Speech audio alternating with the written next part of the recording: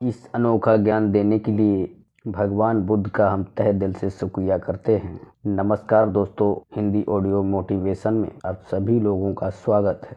हमारे मन में गंदे विचार क्यों आते हैं? हम नहीं चाहते पर फिर भी गंदे विचार आते रहते हैं। मन ही सबसे बड़ा दोस्त है और मन ही सबसे बड़ा शत्रु है। जबकि मन के हिसाब से चलते हैं, मन ही हमें भटका देता है। जबकि मन को संतुलित कर लेते हैं तो हम जिंदगी में सब कुछ पा लेते हैं।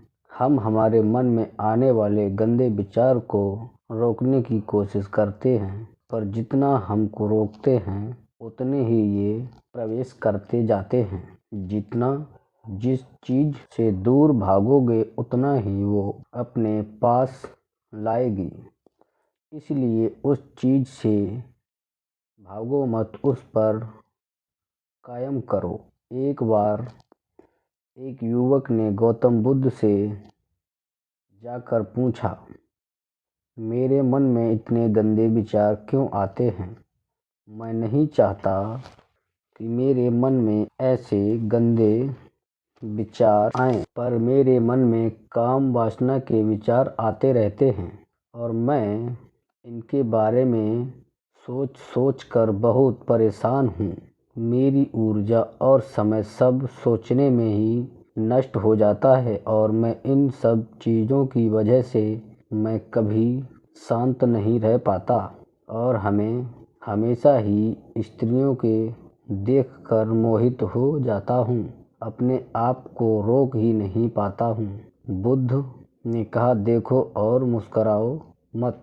बुद्ध ने उस युवक से पूछा, एक काम वासना होती क्या है? फिर लड़के ने उत्तर दिया और कहा, बुद्ध, मैं ये तो नहीं जानता हूँ कि काम वासना होती क्या है, पर जो भी होती है बहुत बुरी चीज़ है। फिर भी बुद्ध उस युवक से कहा, सबसे पहले तो तुम्हें ये समझना होगा कि प्राकृतिक रूप से जो भी चीज़ें हमारे अंदर हैं वो पूरी नहीं हैं। हमारे जीवन का कुछ ना कुछ ज़रूरत है। काम वासना कोई बुरी बात नहीं है, ये हमारा मन की एक भावना है।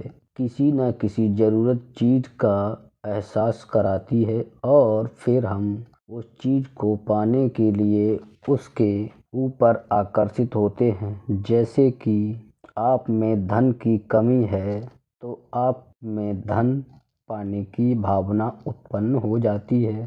तो वासना कुछ और नहीं, बस एक प्रकार की कमी है, एक प्रकार की ज़रूरत का एहसास है, तो उसे हम वासना कह देते हैं। युवक ने गौतम बुद्ध को कहा, बुद्ध, मुझे काम वासना का मतलब समझ आ गया, पर आप मुझे ये बताओ, काम वासना आती कहाँ से है, कैसे आती है? गौतम बुद्ध ने कहा, काम वासना कहीं और से नहीं आती, हमारे अंदर ही होती है और इसका होना बहुत ज़रूरी है, तभी तो मानव जाति का विस्तार होगा। युवक ने कहा, जब ये हमारे अंदर ही है तो हमारी ज़रूरत भी है, तो फिर लोग इसे गलत क्यों बोलते हैं?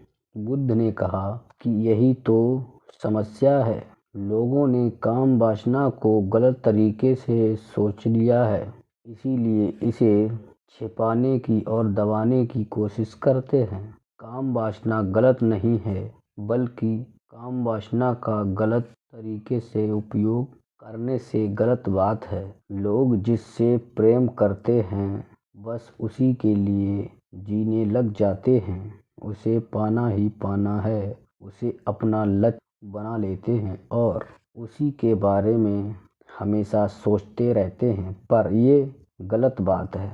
बुद्ध ने उस युवक से कहा, क्या आपको पता है काम वासना हमारे जीवन में बहुत महत्वपूर्ण है। इससे हमारी मानव जाति का निर्माण होता है और हमारी पीढ़ी दर पीढ़ी आने वाली उत्पन्न होती है। काम वासना हर मानव और जीव जंतु में भी होती है, जैसे कि जानवरों में भी काम वासना होती है, लेकिन उनको इसका मतलब पता नहीं है होता है, इसीलिए वो इसका उपयोग या सदुपयोग करते हैं, लेकिन उन्हें कोई गलत नहीं मानते हैं।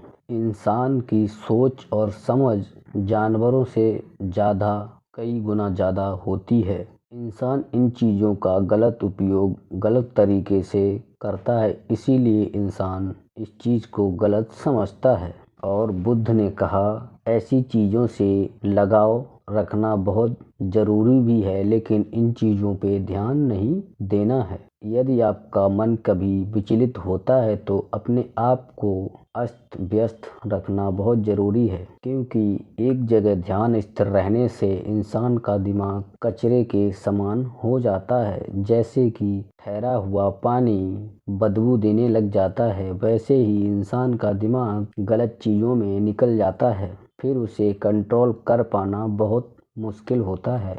जैसे कि चलता हुआ पानी हमेशा साफ या बदबू नहीं देता है, वैसे ही इंसान का दिमाग किसी न किसी चीज़ पे यानी किसी न किसी चीज़ को उपयोग करने में लगाए तो उसका सदुपयोग होता है, नहीं तो उसका दिमाग या उसका सोच और समझने का तरीका व्यर्थ चला जाता है। बुद्ध ने ये भी कहा है, इंसान अगर अकेला रहता है तो उसके मन में तरह तरह के गलत व्यवहार विचार आते रहते हैं। आप अपने से बड़े से लोगों से मिलो तो आपको अच्छी ही शिक्षा, व्यवहार, चाल चलन के बारे में बताएंगे। और बुद्ध ने अच्छे अच्छे मार्ग चलने के लिए बताए हैं। किसी की बुराई मत करो, किसी की चुगली मत करो, किसी को ठेस मत पहुंचाओ, हो सके तो किसी दूसरे की मदद करो, किसी की जीव की हत्या मत करो, हो सके तो उसकी मदद करो, हर हाल में करो, आपको अपनी मंजिल मिलती जाएगी। एक दूसरे की मदद करने से ही इंसान महान बनता है, ना कि अकेले। जैसे कि क्रिकेट के खिलाड़ी 11 होते हैं, अकेला कोई पहाड़ नहीं तोड़ सकता, वैसे ही सब लोग मिलकर कार्य को करेंगे टीम वर्क की तरह, तो वही एक दिन इतिहास बन जाता है। ऑडियो वीडियो देखने के लिए हमारे चैनल को सब्सक्राइब करें, लाइक करें, बेल आइकन को दबाएं। नमो बुद्धाय, जय भीम। हमारी वीडियो में बने रहने के लिए आप सभी लोगों का हृदय की गहराई से प्रेम पूर्वक धन्यवाद। बाय।